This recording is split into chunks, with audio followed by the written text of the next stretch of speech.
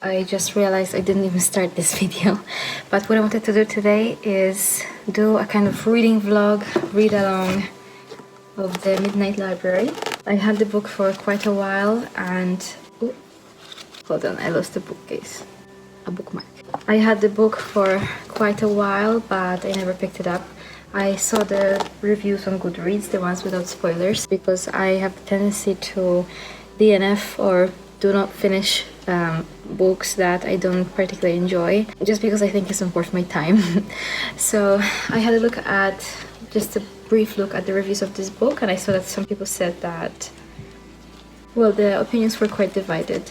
Some people said that it's an Instagram quote cringe fest, that this book tries too hard to be a self-help manual, and others said that it moved them beyond measure and it was a very beautiful, thought-provoking piece. So I thought I'm gonna give it a try since I had the physical copy anyway, found at a public library. If I can find a picture, I will show you. First thoughts, I read 26 pages last night and highlighted some things and quotes with my notes on these little bookmarks that I got somewhere, someday. I must say that I read the first 26 pages and it made me feel so weird, anxious, sad, melancholic, I don't know, to the point where I couldn't sleep. But I want to continue reading it because it was written in a very good and beautiful way, and it made me feel emotional, not in a bad way. Like, it felt relatable and sad in some moments, not gonna lie. However, I'm excited to explore how much more emotional it can be, I guess. Or what's the beauty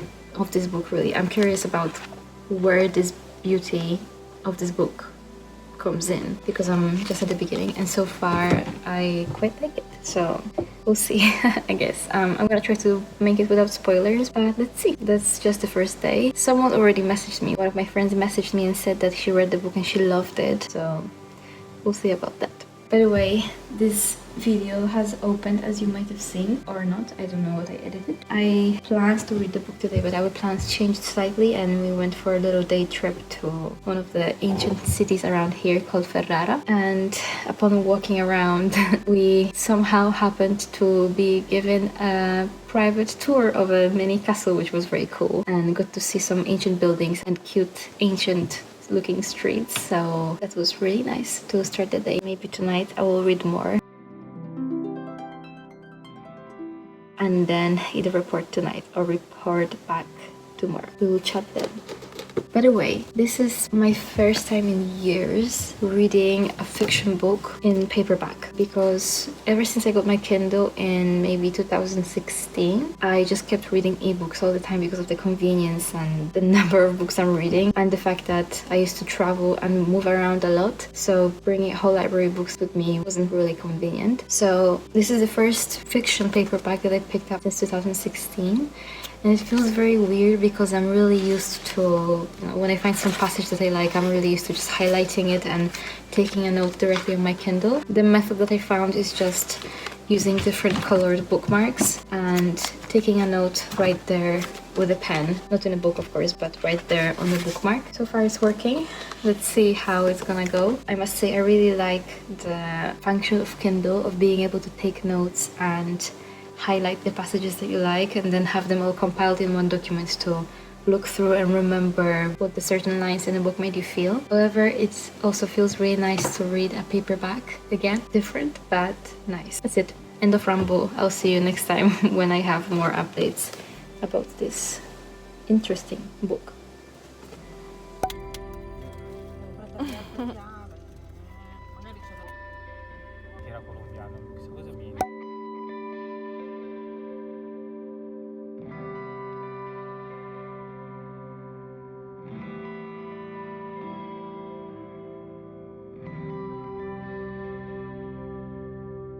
So I have a confession to make. It's been a few days since the last clip. Maybe tonight I will read more because I was kind of scared to read the book at night for the fear of it making me anxious or not being able to sleep. But today, 2 days later, I read like 10 more pages and I'm glad that I did because it's actually quite cute and inspiring, let's say, as it was supposed to be. I think it's good I didn't read it at night at first because I would be anxious that something bad would happen. And in fact, there was one chapter that I can see how it could have made me anxious had I read it at night. I decided to read it during the day, and that was a good decision. So there's one comment or thought I have, I guess. All the chapters are quite short, like 1-2 pages, and that's it, or even half a page in some places, and they are not even indexified as a, with a table of contents at the beginning of the book. There's nothing, and it feels more like a blend between non-fiction and some kind of short story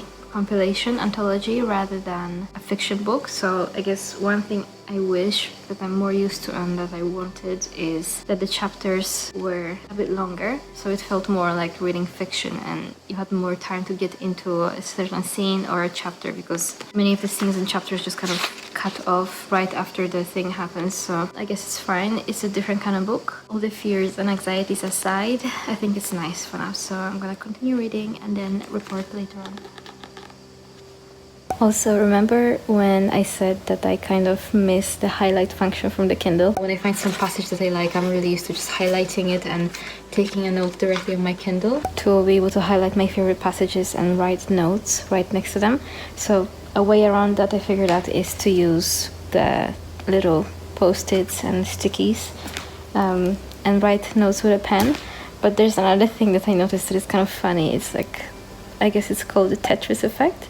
That sometimes when there's a word that I don't quite understand or I want to look up a translation or synonym to, I want to hard press on the word itself in a book, and I'm like, oh, it's frustrating when I can't figure out what it means immediately, but I guess that's physical books for you.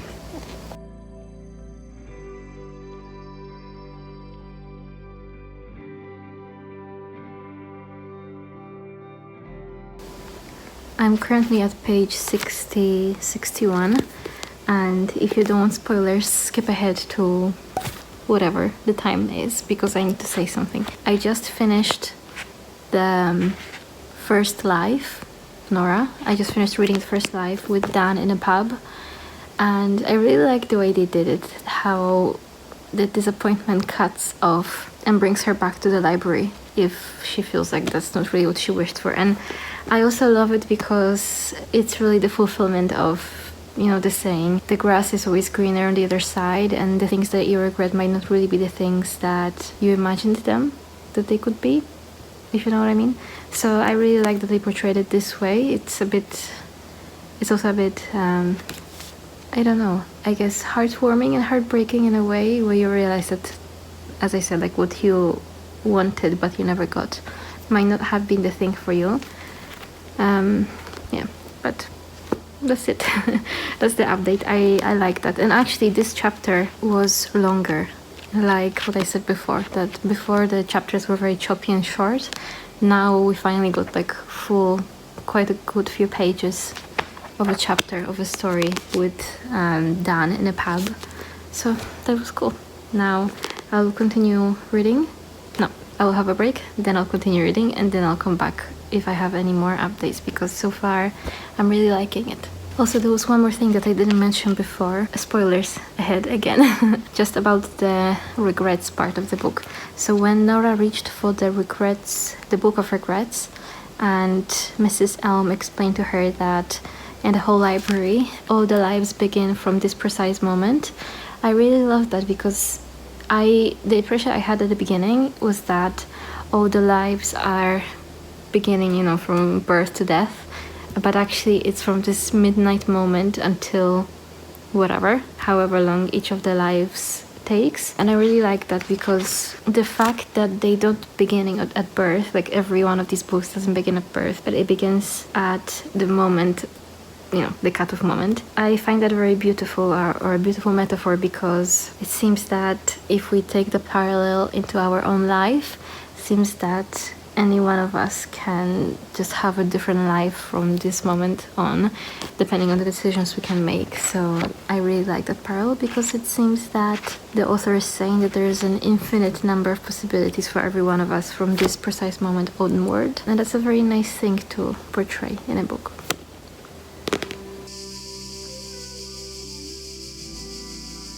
I just had a thought about something in the book. It's kind of cool seeing how no matter which life Nora tries on, she kind of has to act like a spy to figure out what's going on in this life and figure out how to blend in, how to fit in, and how to act in order to fit into this or that situation.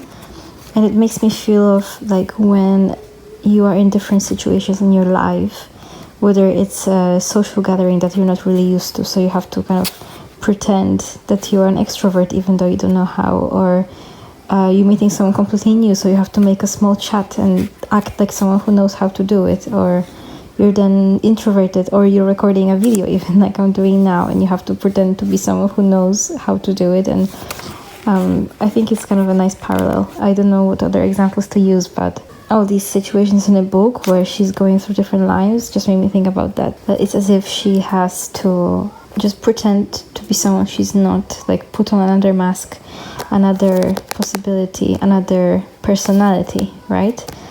In order to fit in that situation. Same like we could design a personality or a version of ourselves that is an extrovert and can interact with people at events, or is outgoing and is not scared to take a workout class by yourself and go out, despite the social anxiety that you think you have and all that stuff. So it's really cool to connect that concept from the book into our life and think about how we can also kind of try on different lives and put different masks on depending on what we need to do in the moment.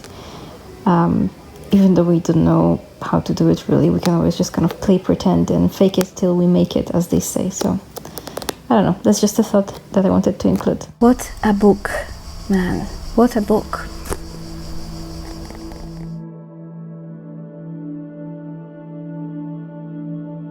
This is the only non-spoiler thing that I will say throughout this whole video, because I changed my mind. I want to talk about what happened.